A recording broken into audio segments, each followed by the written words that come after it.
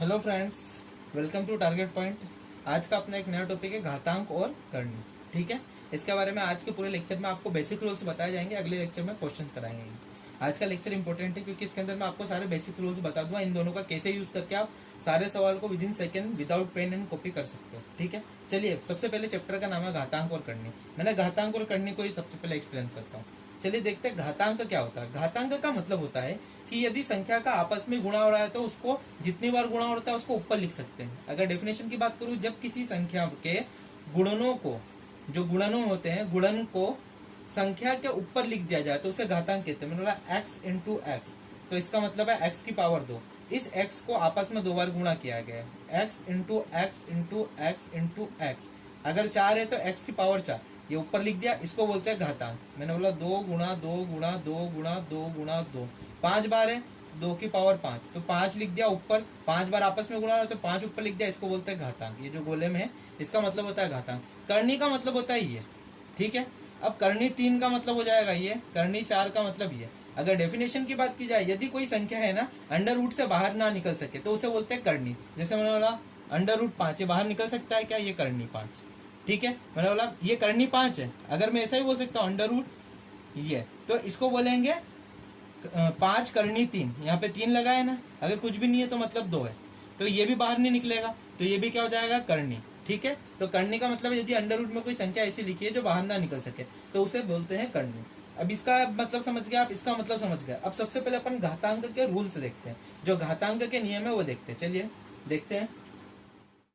चलिए घातांक के नियम में सबसे पहले देखेंगे आप, इसके अंदर देखते हैं कि यदि कोई संख्या आपस में ही गुणा हो रही है और उसकी घात अलग अलग हो और बेस समान हो, अगर आधार समान हो तो घातों का योग हो जाता है, जुड़ जाती है घातें। कब? जब गुणा हो। फॉर एग्जाम्पल मैंने बोला एक्स की पावर ए गुणा एक्स की पावर बी, तो इसका मतलब है एक्स की पावर ए प्लस बी।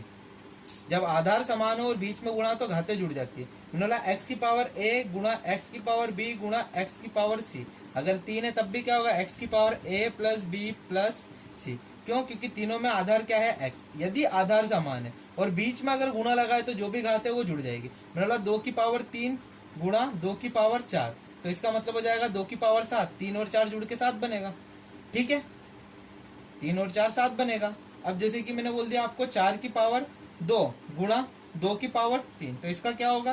तो ये अलग अलग घात है, लेकिन इसको बदल सकते हैं 2 की पावर 2 की पावर 2 में, और ये हो जाएगा गुणा 2 की पावर 3, ऐसा भी हो सकता है। तो ये क्या कहलाएगा आपका? 2 की पावर 2 हो जाएगा 2 की पावर 4 गुणा 2 की पावर 3, तो ये भी 2 की पावर 7। ऐसा भी कभी आ सकता है, ये सवाल में अपन देंगे। अब बस रूल्स को समझिए। यदि आधार समान है और बीच में गुणा दिया हो, अगर आधार समान है और संख्याओं का गुणा हो रहा है तो घातें जुड़ती हैं। ठीक है, इसी प्रकार देखते हैं।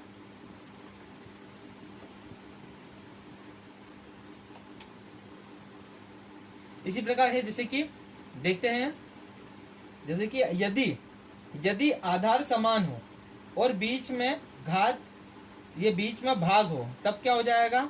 ये बी है तो हो जाएगा घातें घटेगी। जैसे अगर गुणा रहता है घातें जुड़ती है, इसको ऐसे भी लिख सकते हैं एक्स की पावर ए और एक्स की पावर बी, तब भी क्या हो जाएगा? एक्स की पावर ए माइनस बी। मैं लिखा 2 की पावर 4 डिवाइड बाय 2 की पावर 2, तो क्या हो जाएगा? 2 की पावर 2। क्यों? क्योंकि ये क्या हो जाएगा? 4 में से 2 जाएगा, 2 ही बचेगा। जिस प्रकार अगर आधार समान है और बीच में गुणा है तो घातें जुड़ती है, उसी प्रकार यदि आधार समान है और बीच में भाग हो तो घातें घटती है। दोनों एक जैसे ही है। चलिए आगे देखते हैं। चलिए देखते हैं, यदि कभी ब्रैकेट के अंदर घातें दी हुई हो, जैसे कि मैं एग्जांपल लेता हूँ, एक्स की पावर 2 की पावर 3 है। ठीक है, तो ध्यान रखना इंपॉर्टेंट चीज है, जब भी ब्रैकेट हटेगा, अगर ब्रैकेट दिया हो अंदर और बाहर घात चल रही हो तो घातों का क्या होता है? गुणा होता है आपस में। तो ये हो जाएगा एक्स की पावर 2 गुणा 3, मतलब एक्स की पावर 6। इंपॉर्टेंट है। एक एग्जांपल ले लेते हैं। 2 की पावर 2 की पावर, मैंने बोला ये ब्रैकेट में 3 है, तो क्या हो जाएगा? 2 की पावर 2 गुणा 3 बराबर हो जाएगा 2 की पावर 6। यदि ब्रैकेट ना लगा हो, अगर ब्रैकेट लगा है तो ब्रैकेट हटेगा और घातों का आपस में गुणा होगा। यदि ब्रैकेट ना लगा हो तो क्या हो जाएगा? 2 की पावर 3 लिखा है, तो अगर ऐसा लिखा है कि ब्रैकेट नहीं है तो ये ऊपर से नीचे सोल्व होगा, तो पहले ये सोल्व होगा आपका। तो 2 की पावर 3 क्या होता है? 8, तो ये हो जाएगा 2 की पावर 8। ठीक है, अब देखो अगर ब्रैकेट लगा है तो 2 की पावर 6 आंसर आया, और अगर ब्रैकेट नहीं लगा है तो 2 की पावर 8 आया। ठीक है, अब जैसे कि मैं आपको थोड़ा सवाल देता हूँ। मैंने बोला ऐसे लिखा है 2 की पावर 2 की पावर 3, फिर ब्रैकेट में 2 की पावर, फिर 3 के बाद 4। तो ये जब खुलेगा तो 2 की पावर 2 गुणा 3 गुणा 4, इन सब का आपस में गुणा हो जाएगा। तो कितना आ जाएगा 2 की पावर 24। ठीक है, मतलब ब्रैकेट के अंदर सारे ब्रैकेट को भूल जाओ, ये भी जितने घाते हैं इनका आपस में गुणा कर दो आप। तो ठीक है, और जैसे कि अगर ऐसा लिखा हो, देखना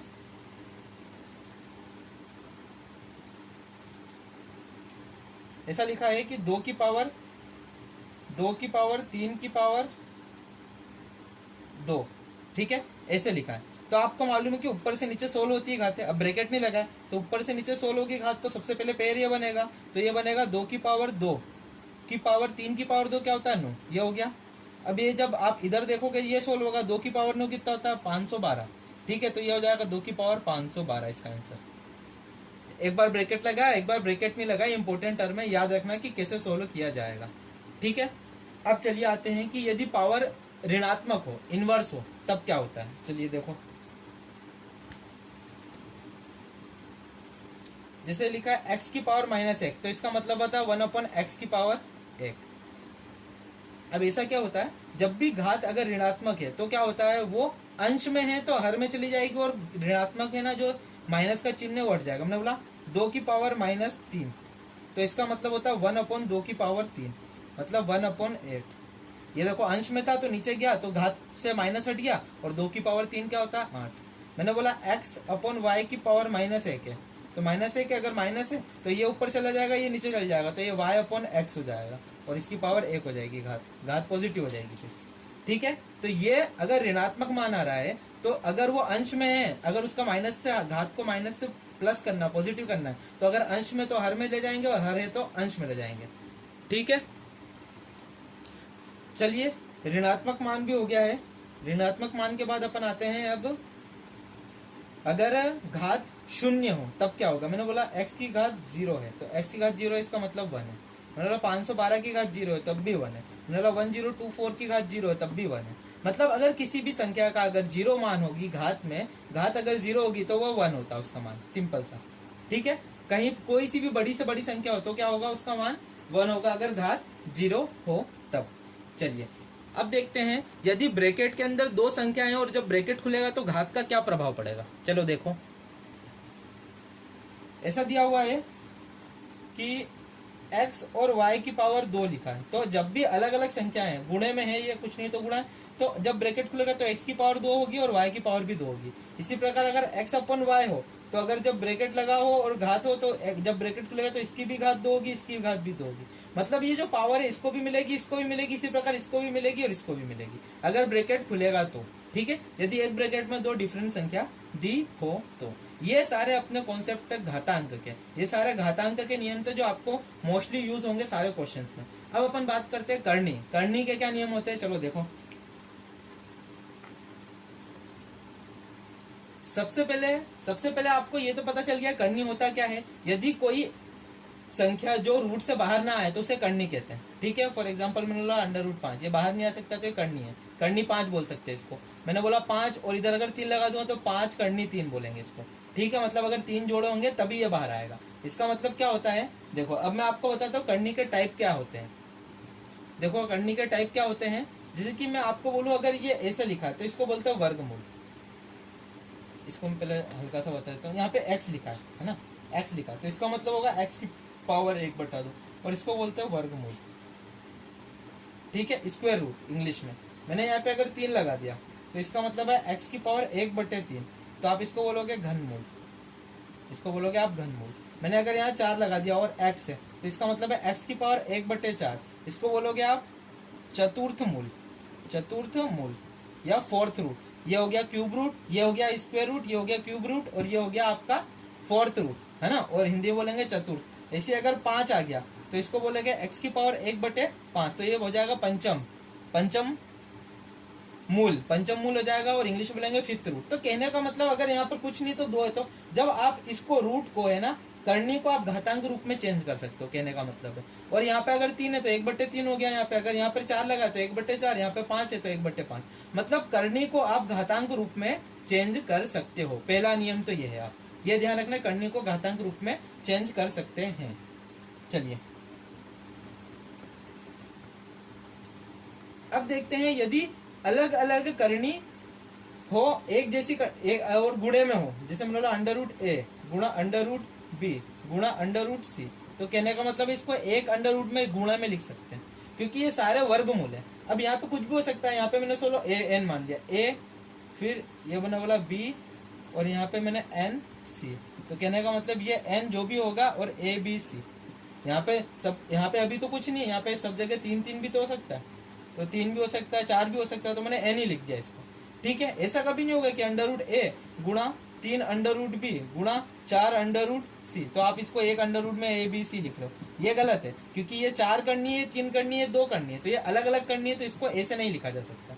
यदि समान वर्गमूल या घनमूल हो, वर्ग गुणे में है, तो क्या हो जाता है, ये सब एक ही अंडर रूट में लिखा जा सकता है। उसी प्रकार यदि भाग में हो, देखो मैं बताता हूं, अगर ऐसा लिखा हो कि अगर भाग में अंडर रूट मैंने बोला x अपन अंडर रूट वाई, तो इसको आप अंडर रूट एक्स वाई लिख सकते हो। ठीक है, अगर मैंने बोला n अंडर रूट ए अपॉन बी है, तो इसको आप अलग अलग अंडर रूट में अंडर रूट, और यहाँ पे भी n में अंडर रूट बी में लिख सकते हो, ये n है ना।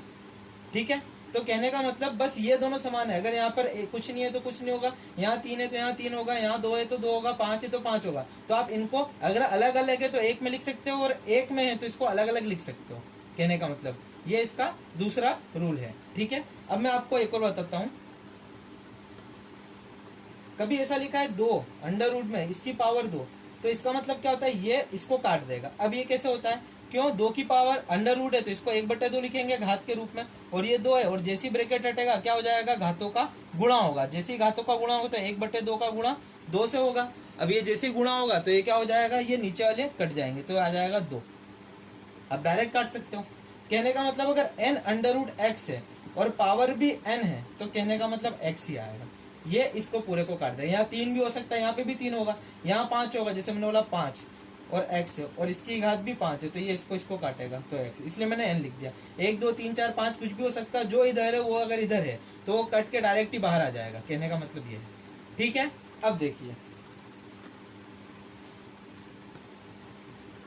यदि अंडर रूट के अंदर अंडर रूट संख्या दी, जैसे मैंने बोला अंडर रूट दो और यहाँ लिखा, यहाँ तीन लिख दो, दो मत लिखो, और यहाँ मैंने लगा करनी तीन, ये x लिखा, तो अगर अंडर रूट के अंदर अंडर रूट है तो सबको एक अंडर रूट में लिखेंगे तो क्या हो जाएगा, इनका गुणा हो जाएगा, ये दो और तीन था और ये एक अंडर रूट में x में चला जाएगा, कहने मतलब 6 करनी में चला जाएगा x।